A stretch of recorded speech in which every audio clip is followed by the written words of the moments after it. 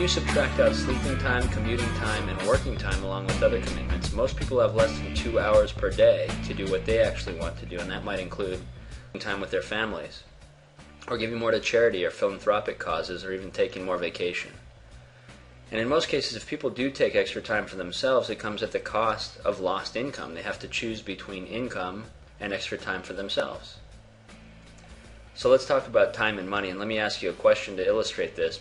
If person A earns $120,000 per year, and person B earns $100,000 per year, who earns more money? And the answer might seem obvious at first until I give you the facts.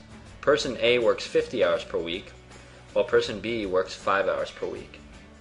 So in actuality, person A earns $46.15 per hour, but person B earns $384.62 per hour. See, income is a function of time and money, not just money. Everybody chases the money, but it's a function of time and money. Time is actually, when you drill down to it, more important than money because lost time cannot be replaced. So our goal in life, the people that understand financial freedom, know that the goal is to make the most money possible with the least time involvement required.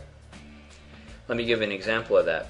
If I'm a doctor that makes $500,000 a year, again, a doctor, not a bad job, makes $500,000 a year, and I go on a fishing trip with my son, and then my pager goes off, the fishing trip ends. So there's two keys involved if you're looking for financial freedom, and the first key to financial freedom is called leverage. And the people with the most freedom in the world have either other people's time, other people's money, or their own money working for them.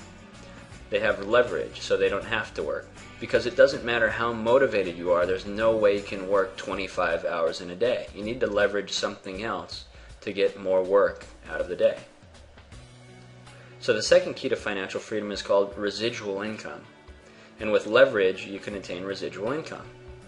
Residual income is income earned for a long period of time after the work is completed. So if you think about an author that writes a book, he does the work initially writing the book, and then after the fact he gets paid over and over and over without putting in more work. Same thing with actors and singers and their royalties. And what if you have an investment property? Once you have the investment property, the rent comes in whether you're asleep or awake or on vacation or working. So here's another example of a residual income stream called interest income. Interest income is a situation where you put money into the bank and the bank pays you a percentage on the money that you invest with them. So let's pretend that all of your expenses added up to about $5,000 per month. Your car, your house, your bills, and your food and your clothing. You would have to have $1 million in the bank at 6% to make a $5,000 a month residual income. In other words, to stop having to go to work. So the question is, if you don't have millions in the bank, or real estate rentals, or a singing or an acting career, how can you begin to own your life and experience that financial freedom?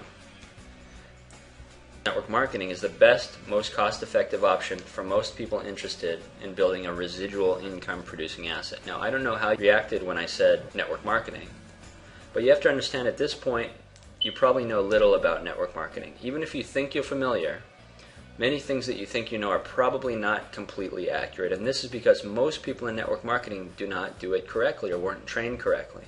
And those same people are probably the ones that gave you your exposure to it. So, what I'm here to do is give you a little bit of the fact.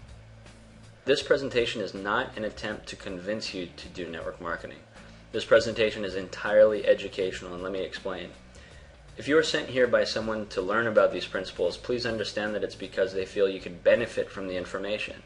Professional network marketers do not ever try to convince, sell, or twist anybody's arm into the business. To do so would be like convincing someone to join a football team that didn't want to play football. I might succeed in convincing them to play, but once they get on the field, they're probably not going to play very well, and it doesn't do anyone any good. So there's 3 marketing methods. The first one you know well, it's retail. You go to the grocery store, the department store, the drugstore, or maybe you own a store. What you do is you purchase from a wholesale source, you mark up the price, and then you sell at retail. The income is not residual because you have to continually sell to make your income. Aside from retail, you have direct sales and network marketing. Direct sales is a situation where people come and sell and make a commission. If you've ever had somebody come to your door and try to sell you something like a vacuum or Avon, or you've done a mail order catalog, or you have an insurance salesman. These are direct sales type organizations. The income is not residual because, again, you have to sell over and over and over to continually make commission. Network marketing should not be confused with direct sales, as it always is, because if done correctly, there's no sales involved with network marketing at all. If you think you're going to join a network marketing company and be going door to door to sell people stuff, that's absolutely not going to be the case. Network marketing is not a second job, but more like a rental property. It's a vehicle to work part-time on the side and build up extra income while you're doing what you do now. And the income in network marketing is residual, because once you do the work and you have the residual income in place, the work is done and the money continually comes in. So Network Marketing 101. Marketing is the process of moving a good or product from the manufacturer to the consumer. And the key phrase in this is moving a good or product. And you'll understand why in the next slide.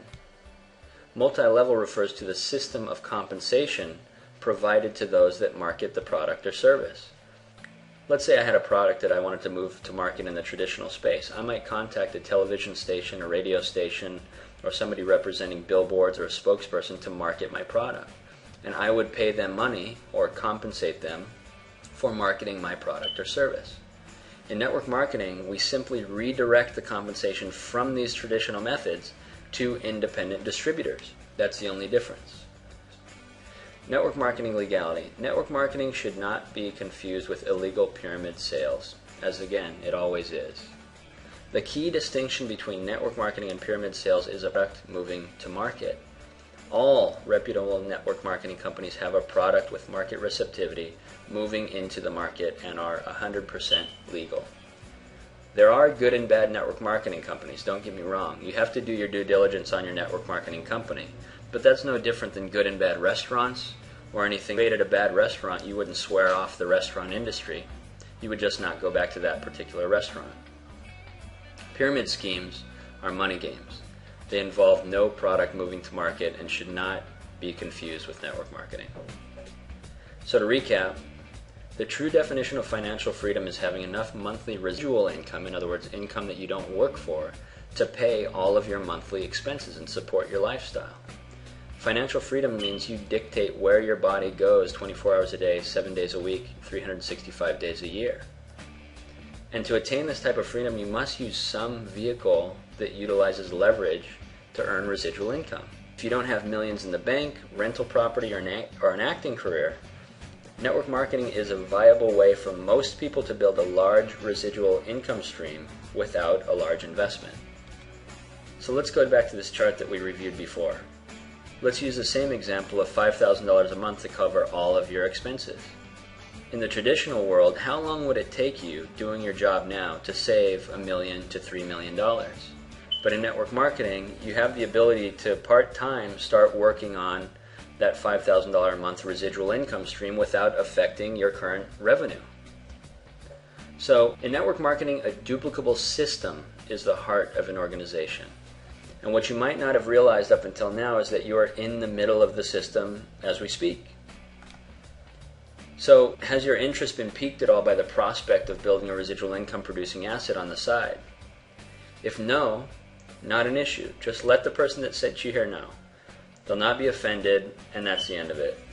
If yes, before you learn about the actual company we represent, the next step is to learn how the income works in network marketing and what's involved on a day-to-day basis.